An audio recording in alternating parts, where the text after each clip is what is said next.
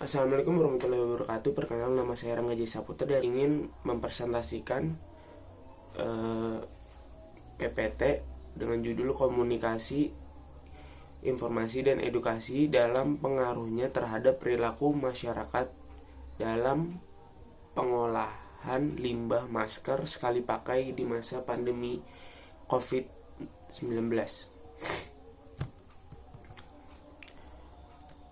Abstrak. Pandemi virus COVID-19 ini tentu menggoyahkan dan merubah gaya hidup masyarakat untuk menjalani kehidupan yang lebih baik lagi. Infeksi dari virus COVID-19 ini telah merebak ke semua daerah di Indonesia. Pemerintah menginformasikan dan meresmikan gaya hidup dengan taat standar kesehatan yang baru bagi penduduk Indonesia yang menjalani kegiatan di dalam dan di luar ruangan dalam rangka penanganan virus COVID-19 ini. Pendahuluan. Penyakit coronavirus 19 atau COVID-19 disebabkan oleh sindrom pernafasan akut parah coronavirus 2 atau SARS-CoV-2. Penyakit ini juga termasuk dalam penyakit yang mudah sekali dengan ditularkan melalui cipratan air ludah dari orang lain yang sedang berbicara maupun sedang batuk, juga melalui udara dan permukaan benda yang sudah terkontaminasi virus corona. Virus ini adalah keluarga besar coronavirus yang juga dapat menginfeksi hewan. Saat virus COVID-19 ini menyerang manusia, virus corona biasanya menyebabkan infeksi saluran pernapasan seperti flu dan MERS. COVID-19 dinyatakan sebagai pandemi global oleh WHO. Indonesia tidak terkecuali, sekaligus menjadi salah satu negara yang mengalami merebaknya pandemik ini.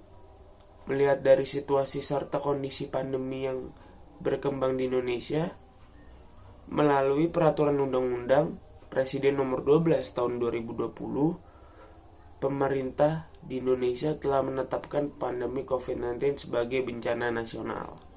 Metode penelitian ini menggunakan referensi serta pengetahuan penulis dalam mengumpulkan informasi untuk membentuk suatu keputusan penelitian. Pada pandemi COVID-19 menyebar di Indonesia, pemerintah mulai menerapkan protokol kesehatan dalam 4 domain, yaitu jaga jarak aman, memakai masker, menjaga kebersihan dengan cara mencuci tangan dengan sabun, serta etika dalam batuk. Analisis dalam data ini dilaksanakan secara deskriptif dengan uji data menggunakan uji Vosviewers dalam analisis sumber bacaan, yaitu referensi. 1. Komunikasi, informasi, dan edukasi. 2. Persepsi masyarakat tentang penggunaan masker. 3. Pengolahan limbah masker. Hasil penelitian analisis Vosviewers dengan menggunakan 64 referensi bacaan tersebut menjelaskan bahwa referensi yang dibaca semuanya memiliki titik tengah permasalahan yang sama, yaitu COVID-19 yang sudah mengakibatkan perubahan pola hidup maupun pola pikir manusia saat ini, terlebih lagi dalam hal kesehatan yang sekarang sangat sensitif dan sangat rentan dibicarakan. Menurut analisis Bibliometrics dalam pencarian kata kunci COVID-19, ditemukan keterkaitan dengan adanya informasi dan edukasi serta adanya peraturan-peraturan protokol kesehatan yang harus dipatuhi. Salah satunya terfokus pada penggunaan masker sekali pakai. Sekarang saya akan mempresentasikan PPT saya yang kedua, yaitu berjudul Pengaruh Komunikasi Persuasif Terhadap Sikap Patuh Pedagang Kios Candi Borobudur pada Protokol Kesehatan. Dahuluan. Kemunculan pandemi COVID-19 menjadi peristiwa yang mengancam kesehatan masyarakat secara umum yang dan telah menarik perhatian dunia pada tanggal 30 Januari 2020. WHO telah menetapkan pandemi COVID-19 sebagai keadaan darurat kesehatan masyarakat yang menjadi perhatian dunia internasional.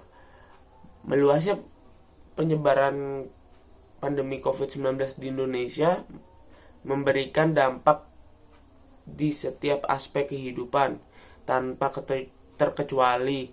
Faktor banyaknya jumlah masyarakat yang terpapar COVID-19 merupakan sumbangsi terbesar dalam perubahan yang ada di masyarakat saat ini.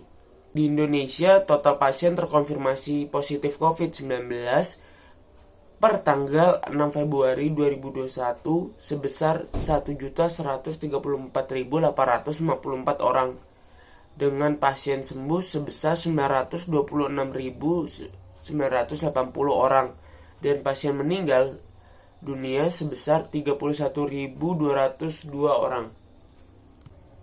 Peneliti ini menggunakan pendekatan campuran, model sequential explanatory, melalui metode survei menggunakan skala Likert dengan skor 1-5. Adapun variabel dependen dalam peneliti ini adalah komunikasi persuasif. Populasi dalam penelitian ini adalah seluruh pedagang kios Candi Borobudur dengan jumlah populasi sebanyak 117 orang. Sampel pada penelitian ini berjumlah 91 orang yang ditentukan dengan menggunakan metode perhitungan simple Slovin yang dipilih dengan metode non-probability sampling melalui teknik purposive sampling dan snowball. Hasil dari penelitian ini dapat disimpulkan bahwa pengaruh yang signifikan dari komunikasi persuasif terhadap sikap patuh bersumber dari persiapan yang matang oleh para komunikator dalam mempersiapkan setiap kegiatannya. Peningkatan kemampuan komunikasi menunjukkan petugas penghimbau yang berkompeten selalu melakukan briefing sebelum bertugas, menggunakan alat bantu, memaksimalkan opsi media berkomunikasi, menetapkan sasaran, memahami kondisi komunikan, dan memastikan komunikan menerima pesan melalui hal-hal yang dilakukan. Penghimbau protokol kesehatan guna mempengaruhi sifat patuh dari pedagang kios Candi Borobudur ke arah yang positif. Kesimpulan, komunikasi persuasif yang terjadi adalah bahwa penghimbau protokol kesehatan melalui komunikasi yang baik di setiap pertahapannya, mulai dari persiapan pelaksanaan hingga evaluasi. Penghimbau protokol kesehatan juga menggunakan beberapa media komunikasi yang ada guna meningkatkan pengaruh terhadap sikap patuh. Hasil penelitian kualitatif memperkuat dan memperdalam hasil penelitian kualitatif tentang hubungan komunikasi persuasif terhadap sikap patuh. Mungkin itu saja yang bisa saya jelaskan. Kurang lebihnya mohon maaf. Wassalamualaikum warahmatullahi wabarakatuh.